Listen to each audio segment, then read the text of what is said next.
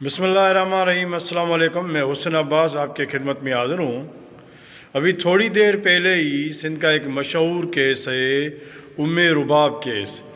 ام رباب کے والد، چچا اور دادا کو قتل کیا گیا تھا۔ ان کے جو قاتل تھے وہ روپوش تھے، دو قاتل، ایک ذوالفقار چانڈیو اور ایک مرتضیٰ چانڈیو۔ کشمور سے ابھی خبر آئی ہے کہ ذوالفقار چانڈیو کو کشمور پولیس نے کشمور سے بلوچستان جاتے ہوئے گرفتار کیا ہے۔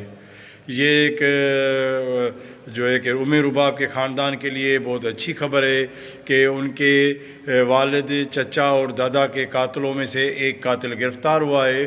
لیکن ام رباب یہ کہہ رہی ہے کہ یہ جو گرفتاری ہوئی ہے یہ سپریم کورٹ کے پریشر میں ہوئی ہے، لیکن یہ ڈیل ہوئی ہے پولیس کے ساتھ سرداروں کی، کیونکہ سردار جو ہے وہ اس کو مرتضیٰ کو